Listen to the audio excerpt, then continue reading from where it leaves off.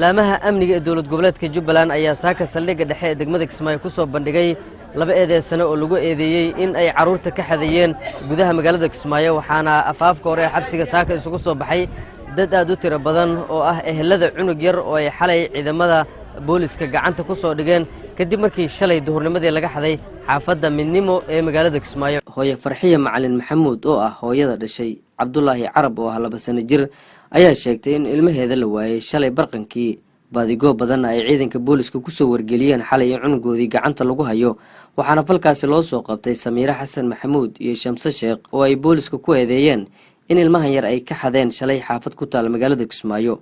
Samiira Xasan Maxamuud oo sida ay sheegtay ahayd qofka ilmahan yar ka xaday xaafadooda ayaa sheegtay in loo ballan qaaday lacag dhan $5,000 balse markii ay geysay cunugan halkii lagu ballamay loo soo diray $2 oo u dhiganta 52,000 oo shilinka Soomaaliga ah waxaana arintaasi ay ku eedeysay inay ku dhiirigelisay Shamse Sheekh balse Shamse way iska fogeysay eedan waxayna ku tilmaantay mid aan waxba ka jirin islaantan waxay dhahday cunuga meeshaas uu degan yihiin meesha ka qaad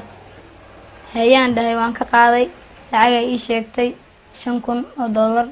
waxay siisay $2 aan cunug ku qaado bis meeshan aan ka baxay Dudum aan tagay Dudum marka taan soo wacay waxaan dhahay cunugi waan wadaa intee geeya sanina ku imaan doon bulguud marka geesis geeska nina ku imaanayo ninkaas diib sida ameesho tagay ay intaas oo qofan koon dhigi kari laakiin islaantan aan idhaahday lacagtan ku siini qaad cunugan Farxiye Macalin Maxamuud oo ah hooyada dhashay cunugan yar ayaa u mahad celisay hay'adaha amniga ee cid waliba oo ka qayb qaadatay in cunugeeda ay dib ula midowdo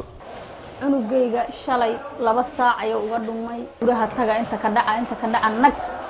si ilaa xalay 4 saac guriga dadeed ayaan baareynay markay tahay 4 saac iyo bar ayaa wiil baadiyaha iyaan ka soo sheegay wiilashii soo daal ayaa hadana u naqan war wiilka halkaas baa la bartay iska xakameeyeen alxamdu shukru wiilkii jooga la yiraahdo maamo waa lagu keenayaa adeerkay baa raacay wiilkii la keenay aragtida aan arkay raggi iyo wiilashii iyo cunugii ooyin ayaan ooyay farxad oo ooyin ayga keentay ma hadda alla u sugnaatay Warsame Axmed Geela taliyaha saldhigga dhexe ee degmada Kismaayo oo warbaahinta la hadlay ayaa faahfaahiyay sida ay ugu suurta gashay in ciidamada ay gacanta ku soo dhigaan ilmahan yar ee laga xaday magaalada Kismaayo isla markaana la geeyay deegaanka Duduma Guduud oo Kismaayo ka jira dhanka waqooyi meel 5 kiiloomitir u jirta magaalada oo lagu magacaabo Duduma Guduud waxa lagu qabtay gabadhii iyo cunugii ay wadatay iyadoo u waday dhanka Buula Guduud gabadhaas sida aad ka arkayseen ama iyadoo ay ku warramayso iyadoo ay sheegtay waxay cunuga u qaaday inay si qaado dadna gacanta u geliso cunugaas oo barnaamijkiisu u ahaa ganacsi in cunug laga ganacsado waxay sheegtay cunugaas in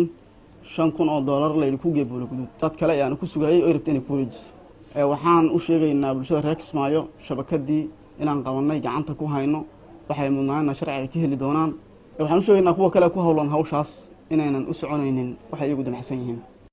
talaabadan ayaa ku soo beegmaysa iyadoo qaybo ka mid ah magaalooyinka dalka sidan oo kale la sheegay in caruur looga xaday waxaana soo baxaya kooxo gaar ah oo caruurta ka ganacsada walina waxaa jirta waalidiin badan oo caruurtooda ay ka maqan yihiin isla markaana aysan xilligan meel ku sheegin Iidlaadan Maxamed TV-ga Universal